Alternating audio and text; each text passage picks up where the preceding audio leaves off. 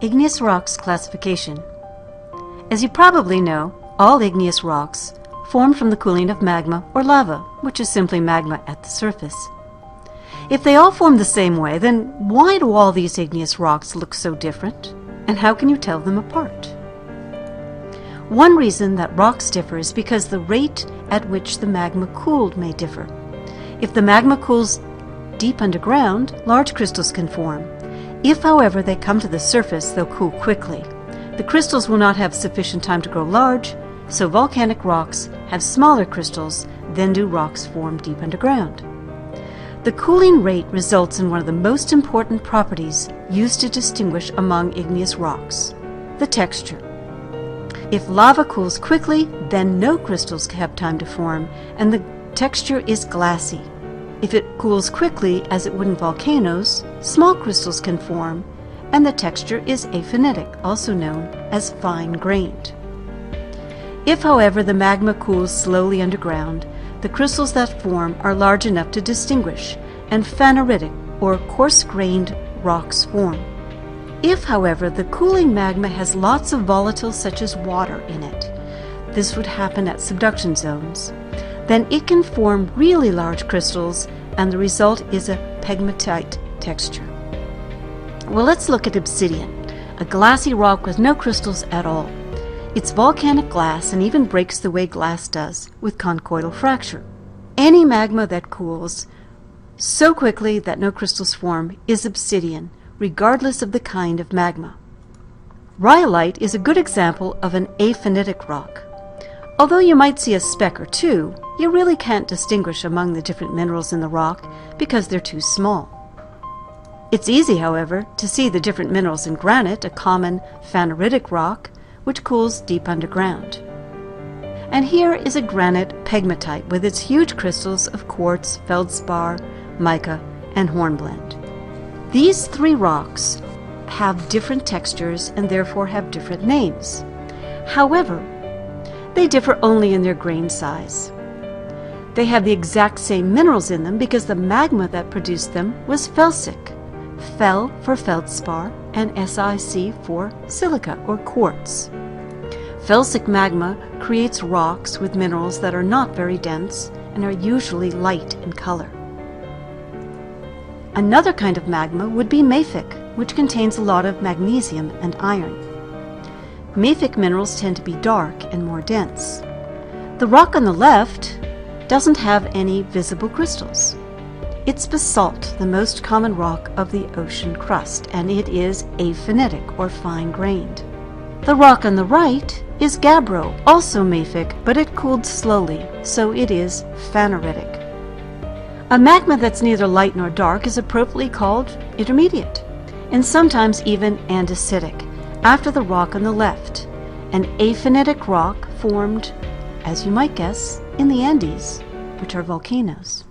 If, however, this same magma cools deep underground, you have diorite, a phaneritic intermediate rock. There's also ultramafic magma. It produces peridotite. Now, ultramafic magma almost never gets to the surface, so there's no need to learn about aphanitic or glassy ultramafic rocks, just peridotite, which is the main rock of Earth's mantle. Peridotite can be distinguished from gabbro because of the abundance of olivine, a green crystal. I've placed 7 of the most important igneous rocks in this chart. The rows denote texture, while the columns distinguish among mineral content. If this table makes sense to you, then you're well on your way to understanding igneous rocks. But wait, there's more. What if you had a rock with both large and small crystals? That's not right, but it would happen if you had 2 cooling rates. What you would have is called a porphyry. The larger crystals in the porphyry is the result of cooling underground. In this particular porphyry, which is an andesite porphyry, the large crystals are hornblende crystals, these black skinny things. However, most of the rock, called the ground mass or matrix, is made of small crystals, and they are what make this an andesite. This would be an andesite porphyry. Is there such thing as a phaneritic porphyry? Sure, why not? Here we have a granite porphyry. As you can see, most of it is granite, but there's some really big feldspar crystals in there. Look at that huge rectangular potassium feldspar crystal. The feldspar crystal is the phenocryst, while the rest of it is the ground mass. Here's a rock that was part of a lava flow. It's mafic and aphanitic, and it's basalt. The holes are the result of the gases bubbling out of the lava as it cooled, giving it a vesicular texture. Here's some basalt that's so vesicular that it seems to have more holes than rock. At this point, we call it scoria. Scoria could be black, brown, or red. This is the stuff that makes up cinder cones, otherwise known as scoria cones. It cools so quickly that it might even be glassy. Another vesicular glassy rock is pumice, but unlike scoria, pumice is much more likely to be felsic or intermediate. A good way to tell if you have pumice is to see if it floats. Because while pumice floats, scoria doesn't.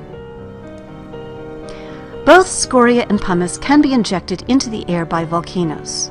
When volcanic ash, cinders, and chunks of rocks are thrown into the air by volcanoes, they land, they weld together to form a rock with a texture that we call pyroclastic. Pyro for fire and clastic for fragments. If the rock is just made of fine-grained ash, we call it tough. But if there are larger fragments in it, we call it tough breccia. Breccia means broken. This is a sample of tough breccia. Sometimes the ash will land when it's so hot that it will remelt, and when it cools, it becomes obsidian. The result is welded tuff, another pyroclastic rock. Here's the final chart that attempts to categorize all of the major igneous rocks. It's by no means complete, but it is a pretty good start. I recommend that you pause the video and take a good look at this chart. When you've made sense of it, you deserve congratulations, for now you can classify igneous rocks. Magma movement and intrusions. Here we have a blob of magma that is moving up through what's known as the country rock. Now, country rock is the rock that was there before it was intruded upon by magma. Country rock is often sedimentary, and you can tell sedimentary rock because sedimentary rock typically has layers to it. So here's the magma moving upward. If it makes it all the way to the surface, what do you have? Kaboom, you've got a volcano. But very often the magma cools before it can make it all the way to the surface. So if it cools on its way, turns into a rock, you have what's known as a pluton. A pluton is igneous rock that cooled deep underground. Deep underground in the realm of Pluto. Why does the magma rise? Well, it does so for the same reason many things rise. It is less dense than the rock around it. There is, of course, a much more scientific word for blob of magma. It is called a magma diapir. You have seen a diapir if you've ever seen a lava lamp. This blob about to go upward, that's a diapir. Remember that these blobs of magma are the result of melting, often at a subduction zone. As they come up, they can interact with each other. Sometimes two diapirs can mix together, mixing their magmas. Sometimes the diapir of magma can interact with the country rock. It can assimilate, take in pieces of the country rock, melting it. That will change the kind of magma. Or it can ooze its way up into the country rock, making dikes and sills. Inside the magma, crystals that are forming as the magma cools can settle down, changing the kind of magma, kind of rock formed at the bottom of the magma, then that is formed at the top. In A, we have magma going through cracks in the rock, in the country rock, sliding through layers. As it cools between layers of the country rock, it will eventually become what's known as a sill. As it cools, as it goes through cracks in the rock, it might become a dike. As it rises, sometimes it even pushes the rock above it into what's known as an anticline, a curved layer of rock. Or sometimes it just eats up the rock it's coming through. The chunks of the rock can be totally assimilated and melted, or they can be partly assimilated and be left behind as foreign rocks called xenoliths. Here are two examples of xenoliths. I'm sure you heard the word xenophobe, someone who's afraid of strangers, and lith, of course, means rock. So xenolith is a foreign rock. So here's an igneous rock, probably of a basaltic type of origin, and it's surrounded this rock here. This rock might have started to melt. You can see a chill zone around the edges where it was affected by the heat, but the center is pretty much intact. So this circular rock is a xenolith inside of the igneous intrusion. So is this. The darker rock in this case was there first, and the lighter rock, the lighter igneous rock, surrounded it and became a xenolith. As I said, the layers of magma that come across the existing layers of sedimentary rock are called a dike, D-Y-K-E, or in the United States we usually spell it D-I-K-E. It will also have an effect by heating up the rock on either side, sometimes even turning it into metamorphic rock. And here's the sill, the magma that intruded between the layers of the original sedimentary rock. Years later, that igneous dike that intruded upon the rock might end up being harder than the surrounding sedimentary rock, and it's left behind as this wall of rock. Here we have a sedimentary rock called Millborough Shale, and it's going at an angle. And in between the shale you have a layer of basalt, a decidedly igneous rock. Well, how can you have a sill that's at an angle? Easy. It probably wasn't at an angle when the sedimentary rock was first there. Sedimentary rock is usually horizontal. The magma chamber was below, the magma came in and seeped between the layers. However, what happened next was that the entire layer of rocks was tilted to see what we see today. Here we have a summary of many different kinds of igneous intrusions. You start with magma, and the magma will cool to become a batholith. A batholith is a very, very large intrusion of magma that has cooled deep underground. The whole Sierra Nevadas are a big batholith. They're made of granite. And if you look at the highest place in California, Mount Whitney, you stand on the top of Mount Whitney, you are standing on rock that started miles underground and has since been lifted up. Well, if that magma comes to the surface, we have a volcano, and this volcano here is most certainly a composite volcano. How do you know? Well, you've got ash coming out of it now, you've got a nice cone shape, and here we have a lava flow. As the lava flow cools, there we have a layer of basalt or andesite or rhyolite on the surface. If, however, the magma never got to the surface, it could have formed a sill or a dike. Or, here we have another dike and another sill. If the sill, however, pushed the rock up above it, you can have this kind of mushroom-shaped intrusion called a laccolith. And here's a laccolith that is now pushed up to the surface, and the once curved layers of sedimentary rock that were around it are eroded away. This here would be what's left after the volcano has eroded away. It's called a volcanic neck. Here we have a layer of igneous rock that formed deep underground. It's in the form of this sort of mushroom shape. That is a laccolith.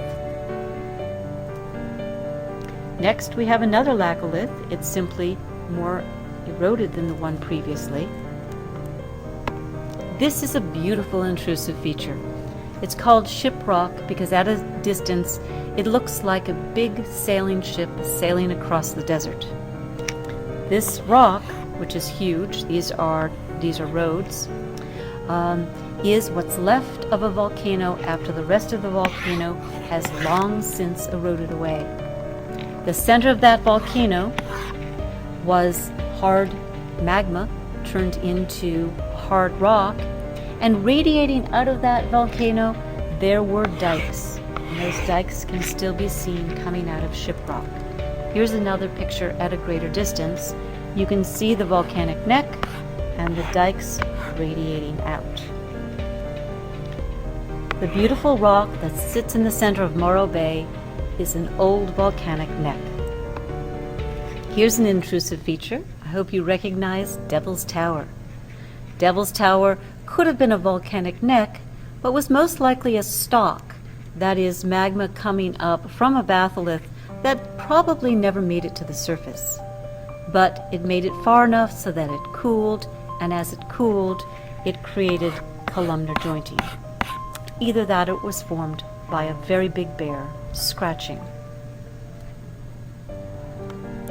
The largest intrusions of all are called batholiths.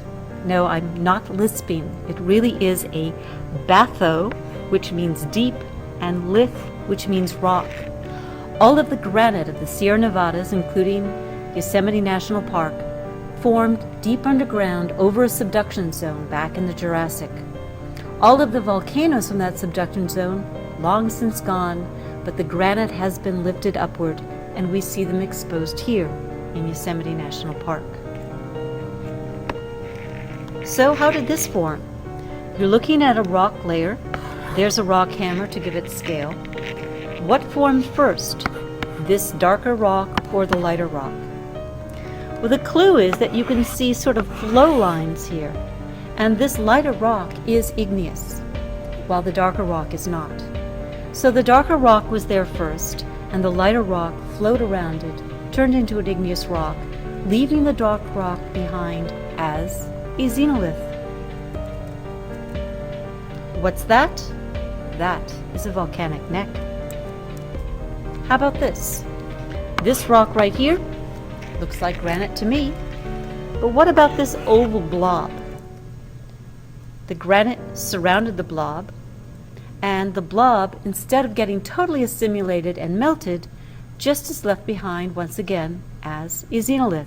So the blob came first. Here we have light layers cutting across a darker rock. Those light layers are dikes, and that light rock was once very felsic magma. Here we have sedimentary rocks of the Grand Canyon. But among those sedimentary rocks, there is a layer of basalt. Now, if you could find vesicles at the top of the basalt, you could say, oh, easy, that's just a lava flow. But if instead you find that this layer of basalt heated the rock above and below it, it might not be a lava flow at all. It might instead be a sill. How about this layer? This also is igneous rock, where the layers on either side of it are layered sedimentary rock. That would be a dike. And of course, the largest cliff of one single kind of rock is El Capitan in Yosemite National Park. That rock is granite, and El Capitan is part of the Sierra Nevada batholith. Magma differentiation. This lecture follows the Bowen's reaction series. One magma chamber could end up with different kinds of rocks in it. It started with the same magma, but since the olivine, which has the most iron and magnesium, is heavier than the silica-rich minerals, it forms first and falls to the bottom of the magma chamber. Then, after a while, the pyroxene and plagioclase feldspar start forming and start filling up the magma chamber. Finally, the things later in the Bowen's reaction series, until the end of the Bowen's reaction series will be on the top. So as a result, you start off with a very mafic rock on the bottom, and in this case, a rather intermediate rock at the top of the same magma chamber. This happened in the Palisades Sill in New York. The Palisades Sill is a long layer of igneous rock that is along the side of the Hudson River. If you go to it, it's weird because it was injected between a layer of sandstone. So there's sandstone at the top and the bottom, and then there's a layer of basalt next to the sandstone, and then you have olivine, calcium-rich plagioclase, and sodium-rich plagioclase at this just above it. So that happened in this way. You had a basaltic magma coming up and injecting itself within the layers of sandstone. Now the first rock that formed was around the edges of that, and that was the basalt. And it was basaltic, it was mafic magma, so that's not a surprise. But inside that magma chamber, all of these olivine crystals were busy forming and falling to the bottom. And when they had fallen, they didn't get a chance to work with the rest of the Bowen's reaction series, so the pyroxene formed, and then the others formed, until finally, the bottom you had a layer of olivine, and at the top you had the plagioclase feldspar. So this is all simply the Bowen's reaction series, going as it is falling into the magma chamber. Bowen's reaction series is going to help us solve some really puzzling problems. For example, if the mantle is made of peridotite, how can it form basalt at the mid-ocean ridge? That basalt is mafic, the peridotite is ultramafic. At the same time, a subducting ocean plate is basaltic. But the magma that forms from the melting comes to the surface to make the Andes volcanoes. It's andesite. Or it could produce granite, felsic. That doesn't make a lot of sense unless you recognize it's the Bowen's reaction series. Finally, why are there continents? The first Earth didn't have any continents. And if there weren't any continents, you wouldn't be here. I wouldn't be here. None of us would be swimming. There would be nothing. So your very existence is reliant upon the Bowen's reaction series, but not forward, but backwards. Oh yes, you need to know the Bowen's reaction series forwards and backwards. Well, here goes. The basalt made from a mantle-derived magma, since the mantle is peridotite. We've got the peridotites down here, and we've got it melting, and it's coming up, and it's making these funny little bubbly things. That's called pillow basalt. So there's basalt being formed at the surface of the ocean crust, and there's gabbros below it. Those are mafic, whereas the peridotite that came up to make it is ultramafic. In fact, if you look at 100 kilograms of the peridotite, which is olivine and pyroxene, it's only 43% silica. But this magma produces 38 kilograms of basaltic magma. Where did the rest of the stuff go? It never melted, and it remained in the mantle. Why didn't it melt? Because the olivine and pyroxene at the beginning of the Bowen's reaction series has the highest melting point, whereas the things at the bottom of the Bowen's reaction series has the lowest. So it's not that all of them melted, only part of it melted. And what did it create? It created a more mafic magma rather than the ultramafic. All of those crystals of olivine and pyroxene could stay behind. So continents are made out of the melting of a basaltic ocean plate.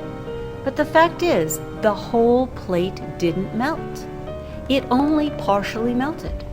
So the more felsic part melted because it has the lower melting point. As a result, the partial melting of the magma made andesite, like the Andes volcanoes, or it could have even made granitic magma, felsic magma. So if you have 100 kilograms of basalt, you'd end up making 14 kilograms of granitic magma, which is 60% silica, and 84 kilograms of pyroxene crystals, which don't melt. They keep going down, becoming part of the mantle. So the mantle keeps getting more and more ultramafic, whereas the stuff that comes to the surface is more and more felsic. Hence, we had our first continents were actually andesitic volcanoes. They were islands, and they just kept growing until finally they became continents. Well, if partial melting of rock gives you andesitic or granitic magma, where would you find mafic lava? Well, you'd find it at the mid-ocean ridge, because that's peridotite, which is ultramafic, turning into mafic basalt, but even more mafic, even ultramafic. Where would you find the most of it? It would be in Hawaii, because it's over that hot spot, and a lot of that peridotite is actually melting. The result is you have green sand beaches, and those green sand beaches are made of olivine. So the most mafic material on the surface is the result of a hot spot. You never find quartz sand formed in Hawaii because the magma that created Hawaii was much too mafic. When a hot spot showed up underneath North America, it first started to melt the mantle. The result were huge basaltic lava flows that created the Columbia Plateau. But the plate, the North American plate, kept moving over that hot spot, and now that hot spot is underneath the Yellowstone caldera. Yellowstone is a megavolcano simply because that hot spot eventually started to melt the felsic crust of the earth, and that felsic magma came to the surface and made a megavolcano.